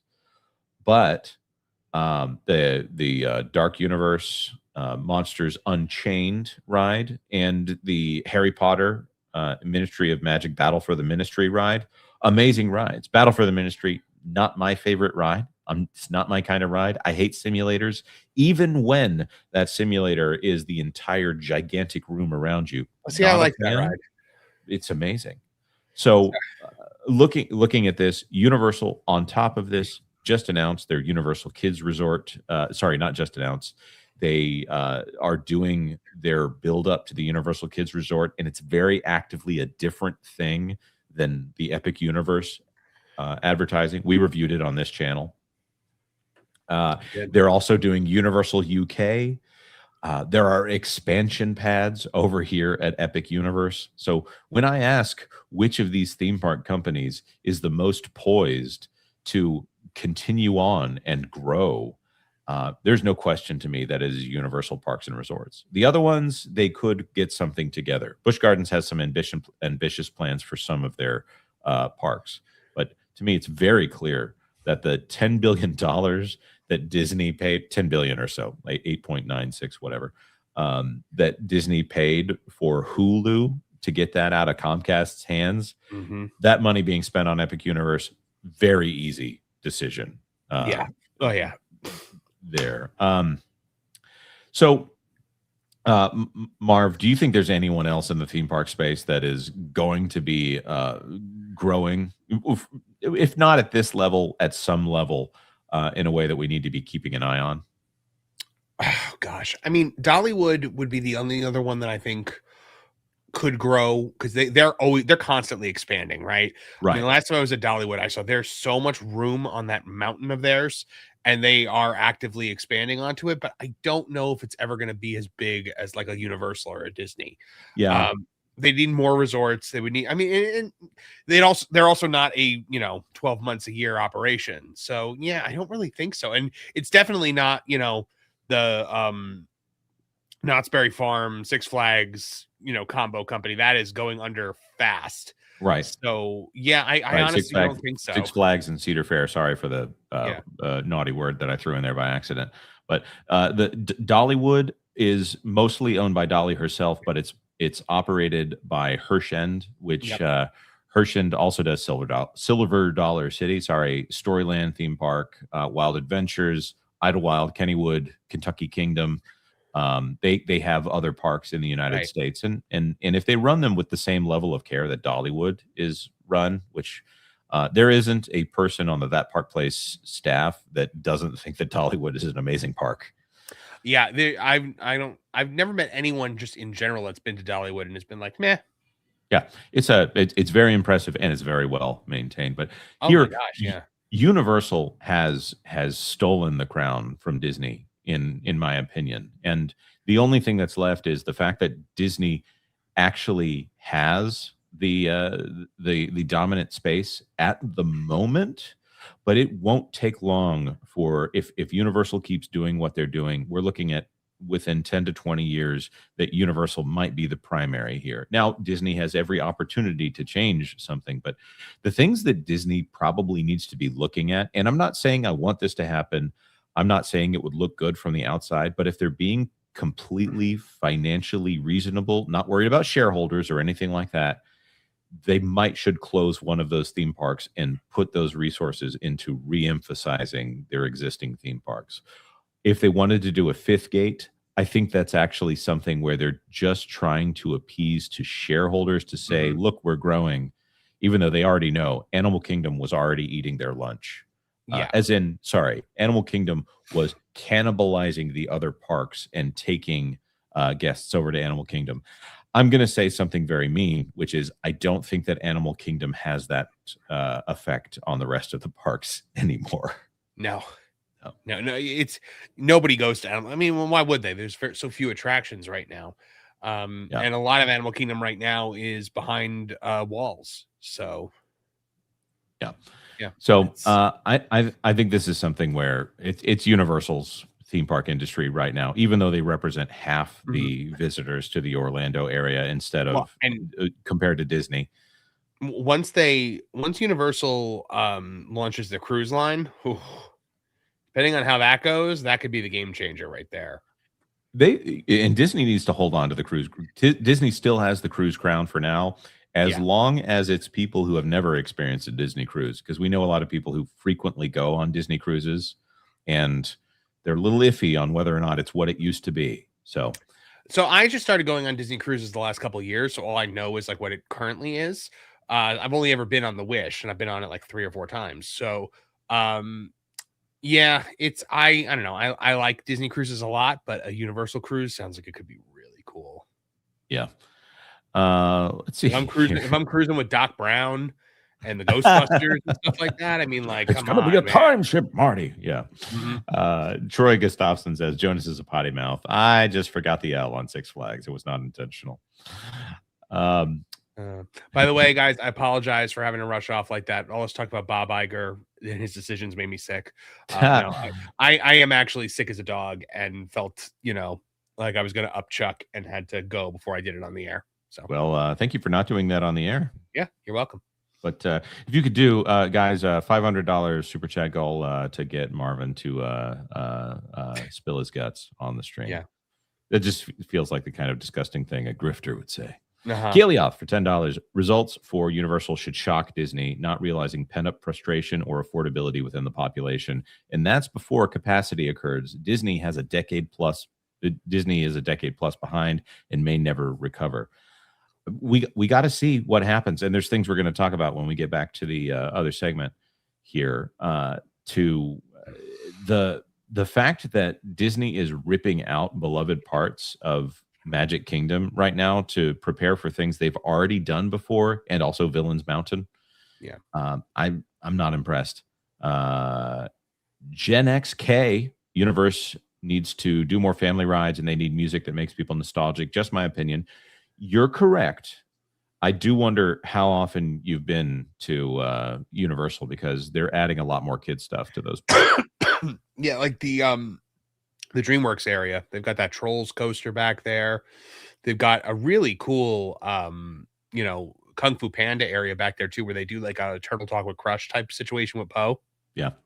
You know what I discovered when we were there with Geeks and Gamers was Jay showed me that there is a whole cave system in the Jurassic Park island. Oh yeah. You just wouldn't go there if you were just going straight for Velocicoaster. All these years, I never knew it was there. Yeah. We were down there, and I turned to Pro, and I was like, I feel like we're in Fraggle Rock. Yeah. There's also some That Park Place reporters who went to the Dr. Seuss land for the first time in a long time, and he said, I assumed this would all be run down after 20 years, but it's in better shape than the most beloved rides at Epcot right now. So it really says something, because it's a ride that you might assume that Islands of Adventure would have kind of forgotten and just left to rot because no one would be paying attention at that point. But no, it's all maintained. We stay at Universal Resort Hotel for the first time this year. A complete switch from Disney to Universal due to ROA decision and Epic Universe opening. So you know what, Roverboy, I also stayed at a Universal Resort for the first time this year. Went to Terra Luna Resort, and I was blown away by it. Yeah. The buses were all very new to like bus you to and from the parks and whatnot. So I mean, we stayed for a weekend, and we did Halloween Horror Nights the one night, and the next day we did Epic, and I was very pleased with it. I mean, I thought that Terra Luna Resort was just top notch. The room was great, the pool was great, the food was great. They had a hot honey chicken pizza in the cafeteria. It was wonderful. Yeah, I'll say from my standpoint, my wife wanted to do the train between the two Hogwarts lands, and we knew that the kids at the time were not Harry Potter fans. So I took her for our anniversary to do a trip, and we did Universal, expecting to only enjoy the Harry Potter lands. We're like, that was the moment at which we're like, dude, I think we're done with Disney at this point. I'm not sure that we've been back to Disney for family thing since then, other than Disney Springs, which is free. And by the way, like I see there's a conversation in the chat about like Disney going bankrupt. That's never going to happen. Oh no, they've got too many things to get rid of before they actually never get to ever that ever point. going to happen. So, but I will say I think you will see Disney not be able to do as much because there's not as much coming in. Yeah, they're grasping for the biggest headline that they can get their hands on right now, which is it's going to be, they're going to have a bad time. Trooper Donnie, I've been to Florida Park so many times that my family's going to Las Vegas for a change of pace for spring break. Okay. Dude. Yeah. See, I don't gamble, so like I can imagine going to Vegas. Yep. Go Dog says Dollywood is temporarily closed and won't reopen until March. Yep. That's the annual. I wanted to address that because that's the thing that I think keeps Dollywood from being able to be a major competitor, is that, you know, it's located in the Smoky Mountains and they have winter there. So Dollywood will close from, you know, January to March every year. So it's 2 months of lost revenue. Yeah, I would love to do Christmas at Dollywood maybe this year. So it is so nice. I actually went to Christmas at Dollywood, I think like a year or so ago. It was right after I took the job here at that park place. And I was blown away by it. Like just how quaint and beautiful and just festive it was, and also how it's not afraid to lean into the religious aspect of Christmas. Yeah. It was incredible. I thought it was wonderful. You know, like Disney leans into the religious aspects of Christmas through the candlelight processional, but I feel like they do that kicking and screaming now. Yeah. Like they know they can't get rid of it because it makes too much money. Right. And depending on who the narrator is, they might actually mock Christianity on some level, or make light of it. Known to happen? Yeah, or they'll take something that's about Jesus and make it into a political statement. It's there's been some people who've it's all a debate internally, like what I'm comfortable with versus what someone else is comfortable with. I've seen it twice. Once I saw it with the girl who played Moana, and I thought she did a very nice job. And then she sang with the choir at the end, which was nice. And then I've seen Ralph Macchio do it, and I was just like, "This is great. This is like being at church, but the priest is Daniel LaRusso." I hate the stupid bike. Anyway, yeah, like how many times can you say that? Like, you know, you went to a sermon by a guy who won 2 All Valleys with an illegal kick on one of those times, though. Well, yeah, no, he should not have won that match. Yeah, Bruce Newhouse for $2 for the next goal. Watching Cats 2, the sequel. If they make Cats 2, I think Marvin should watch it. I don't think, if you want to see me throw up again, then yeah. I didn't see it. Dogepal for $2. Let me share my ideas for my anti-woke Disney game. I'm not going to stop you. I'm not going to stop you. So, you know, like sometimes like when you have to throw up, like, and it's not happening, you have like a trigger thought. Like are we going to talk about vomit a lot on this one? So mine is like the Rebel Wilson song from that Cats movie, because it unsettled me to such a degree. Okay. Like with the mouse people and the cockroach people, like all I have to do is think about that, and it's just like, there we go. I thought you were going to be like, when you get the hot spits. No. Yeah. All right. Let's return to the list here. As you can see, we've got our best and worst of Bob Iger tier list. If anyone has joined us late on this one, up here at the top for solid, we got Cars Land, the revitalization of California Adventure, the MCU up to Endgame, and the purchase of Pixar. And then all the way down here, got a lot of Bob Iger personal moments, gambling at the company, the firing of Gina Carano, the firing of Ike Perlmutter, the firing of John Lasseter, the MCU, and more. Here it is.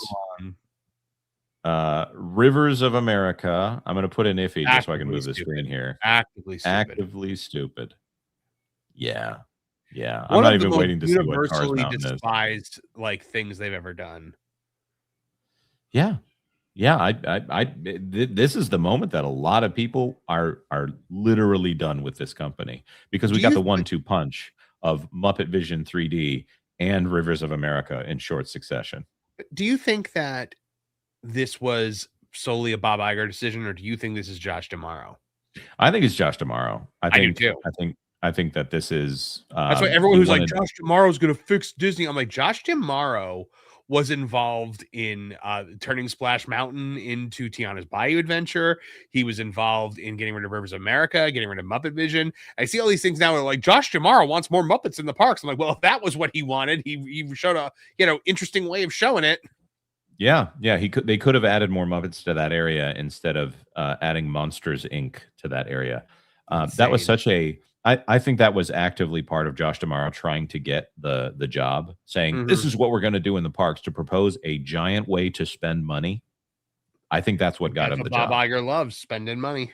And that's the kind of thing that right now Dana Walden is not able to say, let's spend $60 billion doing XYZ in order to make TV grow. She was not able to say that. And that's why Josh D'Amaro is the one who can do this. So just going to point out, by the way, Eisner, when he started to when he left, there was a 20x growth in the market capitalization of the Walt Disney Company. When Iger leaves, if he actually leaves, in What About Bob comes to mind in this. When I say this, it's a 5x. Now, that's still a lot of money, but Eisner's the one who took something small and failing and turned it into something great. And Iger's the one who took something medium-sized and doing great into something large and in danger of being irrelevant.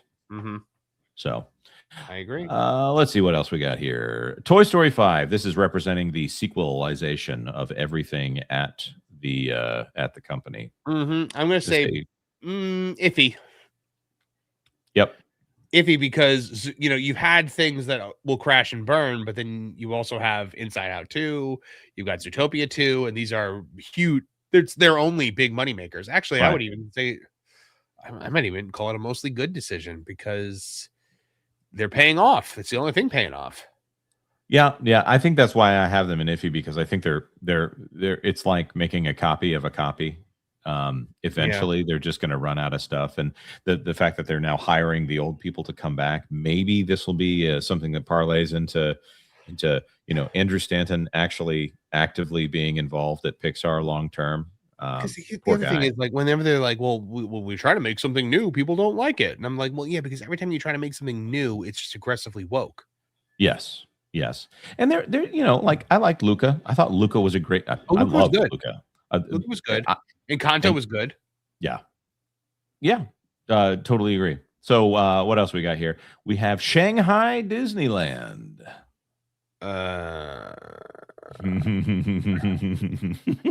I would say I would call it a bad decision because the amount of money that had to be spent on Shanghai Disneyland caused a lot of cuts in the domestic parks that were definitely the start of the slow descent. There you go. I think I'm going to agree with you. Also, the greater ties to China have essentially corrupted the entire company. They've made it clear that Bob Iger is not actually the progressive person that he claims to be, because he's willing to play ball with people who are not progressive and say yes to a lot of things that the prisoners with jobs over there in China are having to do to build that park. You built this gorgeous theme park, brand new theme park, and people are literally pooping on it. Yep. That they have a big problem with like public, bathrooming throughout Shanghai Disneyland. It's a big issue that they have there. Yeah, they had to put rails up. From what I understand, they had to put rails up over the green areas at the park in order to prevent adults, not children, adults, from letting loose their wee. Yeah. So let's see what else we have. We only have this is actually going to be I thought about putting Star Wars Galaxy's Edge on here twice, because how many Galaxy's Edge are they going to do? Yeah, 2 of them. So we're going to talk about not just the idea of Galaxy's Edge here. We're talking about the execution of Galaxy's Edge. It's an actively stupid thing. Actively stupid. Yeah, no. Let's make a Star Wars theme park that doesn't have Darth Vader in it. Yeah. Let's anchor it in between the 2 most unpopular movies in the history of Lucasfilm. Let's just slavishly make sure that this is only the sequel trilogy, even though people are actively rejecting it. Let's, instead of making it look like, Coruscant or Tatooine, let's just make it look like war-torn Tunisia. That's the thing that I noticed in watching Rogue One is how much Star Wars just looks like it could be that you just get guys cosplaying as the 501st and then put them in like Iraq or something, and there you go. You got a Star Wars right there. So, hey, Flying Blind. Go ahead. Did you actually watch the super cold day vlog that I did for Park Hopping? I did. Did you see how I was messing with them in yes, I Galaxy's did. You guys need to go watch Marv going around the parks on Park Hopping. He's doing a great job over there. Yeah, I get it. So I get Ray with a good zinger, and then I berate the stormtroopers. That's perfect. Flying Blind on a rocket cycle for 5. Stayed at Terra Luna at the end of September last year. Liked it a lot. I think the sister hotel has a walkway to Epic. So then Terra Nova, or is it Stella? No, Stella Nova. Yeah, it does have a walkway to Epic. I don't like how interchangeable these words are, because I feel like I'm always going to get at least one of the words wrong. Yep. Terra Luna is like a 2-minute bus ride. Because the only problem is you can't really cross that main road to get over there. Otherwise, you'd be able to walk. Like if they built a pedestrian bridge, you'd be able to walk, but that's a huge expense that they're not going to do. Stella Nova, though, yeah, it's right across from Epic, and it's very easy to walk to. Yeah. Jeremiah Hembry for $10. Thank you very much, Jeremiah. I'm going to be very careful as I say this one. I'm so glad that the list that came out about the island people didn't have Michael Jackson involved, so those people think he has one can go right off. Yeah. There's a lot of people who are very close to him and child stars that are very happy to expose those kind of people, and they've never said anything negative against Michael Jackson in that way. Yeah, that's interesting. So, there was some documentaries that I think the latest I've heard on those documentaries are that they were full of it. So, and that's the way I'm going to put it from a legally protected standpoint. But Jeremiah, you're right. So far, he has not come up in any of that stuff. Although Fortnite's mentioned many times. Irate Specialist for $5. Marvin says he doesn't gamble, but he invites Wilton on his stream. Sounds like a pretty risky bet to me. Okay, so I didn't invite Wilton on my stream. Trish set a super chat goal to get Wilton on the stream while I wasn't there, and we hit it. So I had to have this was done under duress. That's the best way to do it, right there, under duress. This was Trish, and this was because of Trish. She's a helpful lady, that one.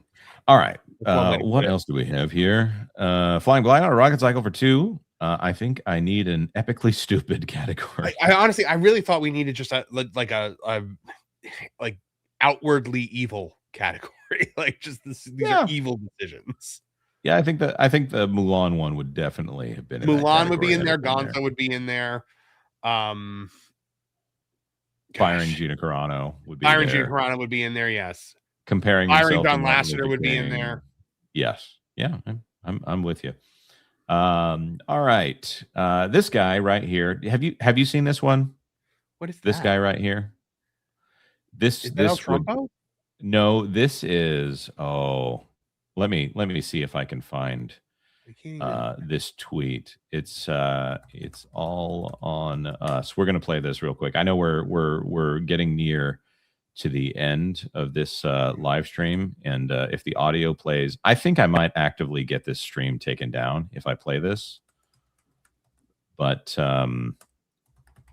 Disney Magical Express ad. But I'm going to see if we can do this, because I love demonstrating to everyone just how dumb this decision was.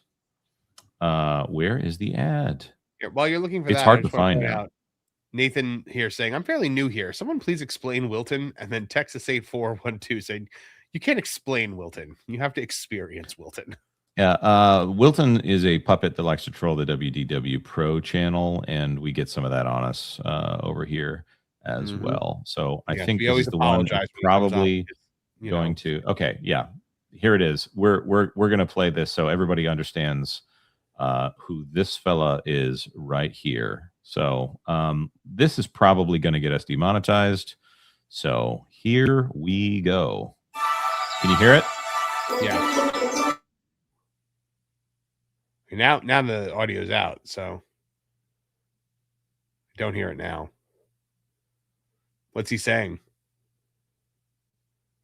Now I don't hear you either. Okay, so it was only coming through my audio, it seems. If you get an echo, everybody let me know.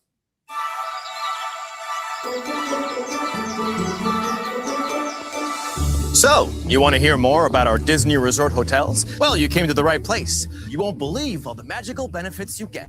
All right. So, y'all let me know if there's an echo on this. No echo thus far from me.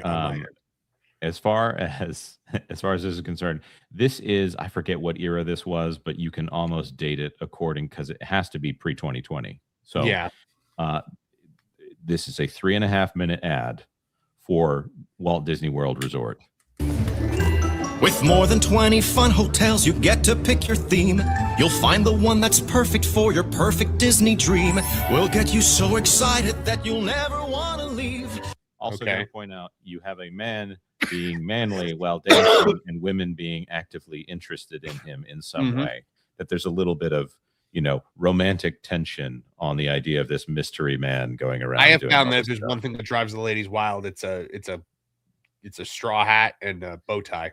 Yeah. The list of things to see and do is too much to believe. It's true. All right. So we've, again, the production value here, and good for this guy, whoever he is, great talent. When you're staying at a Disney Resort hotel, the fun never ends. There are water sports, all kinds and sorts that fill the 7 seas. Restaurants for bon vivants, such fine amenities. Since your resort hotel can be so near a Disney park, you could play all day with Mickey and see fireworks at dark. Okay, so far so good. So far so good. Not any necessarily, nothing's free yet. You want to spend even more time in a Disney theme park? Well, listen to this. Stay right here with us and then you'll get some magic powers. Extra time inside the parks, we call it extra magic hours. Ooh. There you go. Yeah, that ain't happening anymore. Not happening anymore. These extra magic hours happen every single day. It's all complimentary, an extra thank you for your stay. Yeah, we don't thank you for the stay anymore. Exactly. Nothing complimentary here. Check this So I think this is like maybe Art of Animation lobby. out. It's called a magic band. Another cool perk you get when you stay in a Disney Resort hotel. Again. Okay, so this is well before 2020. This is probably like 2015, 2016, because they're doing the old style magic bands before they did the puck. Yep. We'll give you each a magic band. Wear it on your favorite hand. Have another fun when you're on the run. Your magic band will get it done. Just pick. I mean, this is so much copyrighted music. There's no way we don't get demonetized. The color best for you. Orange, yellow, green, and blue. You can open up your door. Use it at a store. You think that's cool? Just wait, there's more. Okay. I also am pausing this to try to avoid that demonetization here, just to break it up a little bit. We can always mute it. Oh, bye. That's right. You can even use your magic band at our Fast Pass Plus locations. Oh. What's Fast Pass There you go. Plus, you ask? Come on, I'll show you. Oh. You've got so much to do. You need the perfect perk for you. To cut down on your weight, make a Fast Pass date. We'll help you get on through. It makes your stay a treat. Yikes. I mean, good dancer, by the way. Reserve that meet and greet. This guy's a triple threat. Come on. What's that? He's a triple threat. Yeah. Singing, acting, dancing. He's doing I'd good. love to know who this guy is. And like, hey, we'll have him on the channel, talk about the whole production here. Get it now. Make your trip a wow. It's sweet. And you know what else is sweet? As a guest of a Disney Resort hotel, you get first access to Fast Pass Plus service up to 60 full days before you check in. I mean, so much here. Here it is. Here it comes. Oh. Flying into Orlando Airport, then you get to experience Disney's magical express service. No, you don't. We can pick you up with our airport bus, drop your bags, and you at your doorstep. Plus, you're on your own now. Exactly. Or you can pay $200 for it. Your mind, leave your world. Each way, by the way, $200 each way. Forget about it if you can't fit everybody into one car. Behind transportation, it's on us. Even if you get here, take a on a rail or a boat or bus. Yeah, they still have those. They do still have those. There's no fee, no charge. There's no mess, no fuss. With the drive off your mind, leave your worries behind. Transportation, it's on us. Not anymore, it's not. So we're all set. We hope you'll be joining us soon at a beautiful Walt Disney World Resort Hotel. Zippity-doo-dah. Hey, look, they also don't have the water roped off because nobody was attacked by an alligator yet. Yeah, that's true. So they end with Zippity Doo Dah, which there's no real reason for us to play Zippity Doo Dah other than to put a little finger in the eye of the Walt Disney Company and Another allow thing them they don't have anymore to put a finger in our eye. So, yeah, I'm going to say the getting rid of all of this, bad decision. I get that it makes them more money. Actively stupid. Are you kidding me? You think so? You think so? Taking all of that and then monetizing it? That operating income? Stupid. All right. Because it destroyed the value. Yeah. You like the value of the value of a Disney resort stay was always like you could justify it in your head because you were able to say, well, there's the Fast Pass is included in it, the Magical Express is included in it, the Magic Band's included into it. So like the value was there, but they took all that away and just kept raising the price. So the value was sapped out of it. Yeah, I agree. This is something where, the reservation system that also going away or coming in, I should have put that on this list. Lightning Lane, kind of covers it as well. There's so many things here that I just look at, like Bob Iger's tenure at this company. Yes, they're making more money, but Disney is a much more soulless corporation. All right, last item, the Star Wars Galactic Star Cruiser. Actively stupid. All right. I mean, what an embarrassment that was. That was the epitome of bad decision. I mean, not only it's like a Star Wars hotel, again, just like a Star Wars theme park land, it sounds like the greatest thing you could ever possibly want. People would love this. People would be killed for something like this. But then you anchor it in the sequel trilogy. You make it a cruise where you can't go to the other parks. You can't come and go as you please. There's no pool. There's no you made it this all-inclusive LARPing experience that it only appeals to a small percentage of people that A, would like something like that, and B, have enough money to do it. We also know people, I should say, that were at the best restaurants in the area as cast members who were getting amazing tips that were convinced to come to the Star Cruiser because they were seeing the dollar amounts that were being charged, and they actively left good roles within the company in which they were being paid a pretty good amount, and that ended up at the Star Cruiser. And then the Star Cruiser is no mas. So they didn't take those people and put them back into the other restaurants again, right? I don't know. I think it was also such a slow trickle. So I'm going to get Thinking Heretic, and then I'm going to get all of Doge Pals. For $2, you should have had a dark side category. That's why I said we needed E for evil. Yeah. Next time we do this, in 11 months when Josh D'Amaro is on his way out. We'll go through those. Doge Pal for $5. Plot: the woke mind virus has taken over the world. Wonderful kingdom of Disney. The situation's dire. Pick one of 8 resistance fighters to end the chaos. For $5 more. The Resistance: 1, Mickey Mouse; 2, Brer Rabbit; 3, Beast; 4, Vanellope von Schweetz; 5, Buzz Lightyear; 6, Captain America; 7, Yoda. Unlockable: Sora. I want to play as Culture Casino. Especially if there's EMTs in the park. Yes. I want it to basically be this. Purple potatoes, fried green tomatoes, arugula. With a charge, the spark of truth, the storm you can't silence. Culture Casino. Let's go. Culture Casino. I love that. Doge Pal for $5 more. 8 worlds. Number 1, Disney Animation Studios. 2, Pixar. 3, Disney Live Action. 4, Disney Channel. 5, Marvel. 6, Star Wars / Lucasfilm, which means basically Star Wars plus Indiana Jones and Willow. I don't think we're going to count the Radioland Murders or Tucker, A Man in His Dream, in there. 7, ESPN Final ABC. Oh, so ABC is where Bob Iger would be then. Yep, that's the final boss. You get to the soulless television division, and that is the one that has actually been ruling the Disney company all this time. Doge Pal for $2. Stay tuned next week for details and game mechanics. Sounds like a lot of fun. I want it to be. Can you also put Lauren in it, please?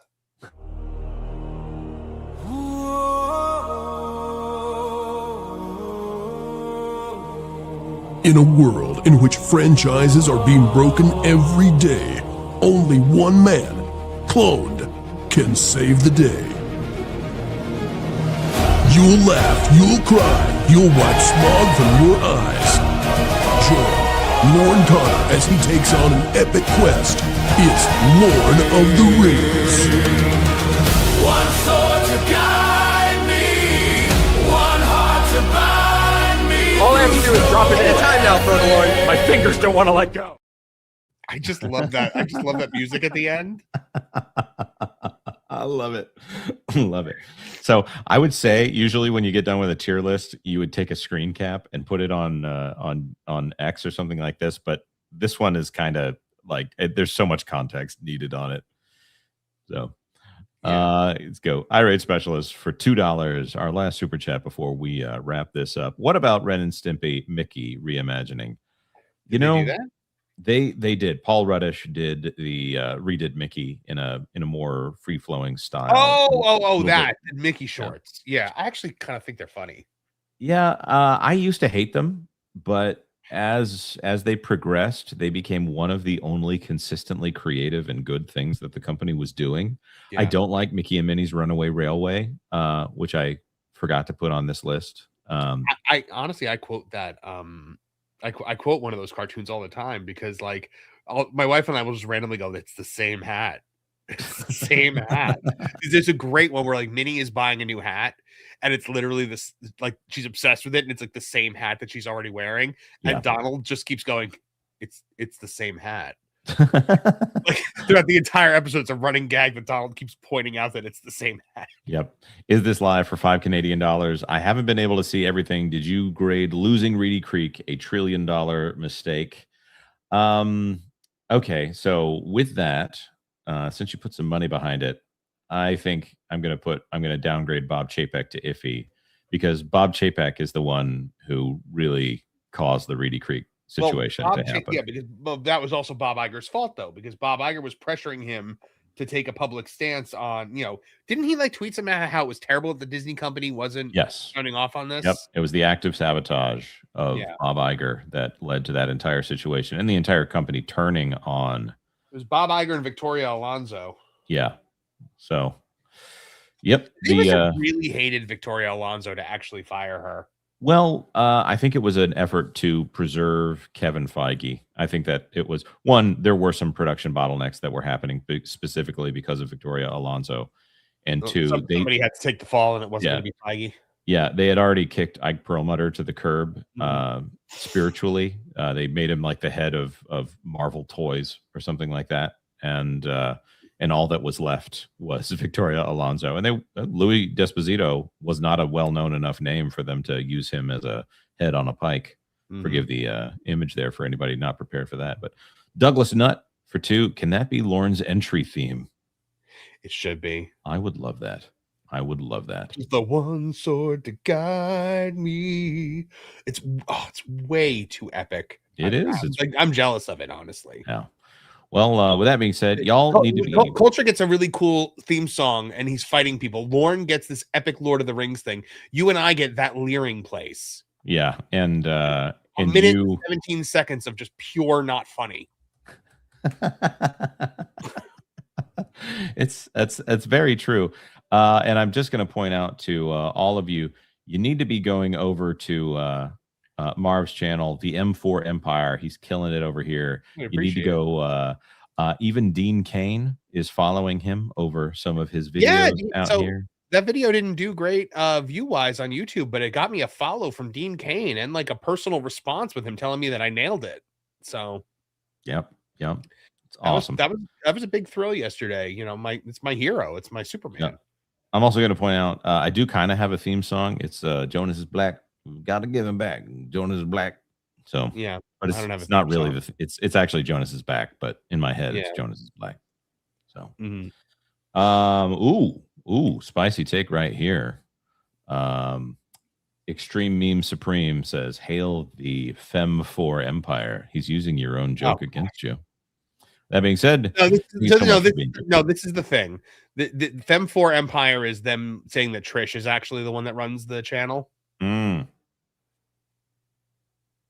Oh, and Lauren, that Leering Center place, you uncultured clod. Whatever, I just deleted it. Yeah, delete it. Thank you so much, everybody, for being here for another episode of Extra Magic. Let's see if we call it that again next week. Everybody go subscribe to the M4 Empire Gaming. And if you haven't yet, consider subscribing to that Park Place for all the news that should be fun.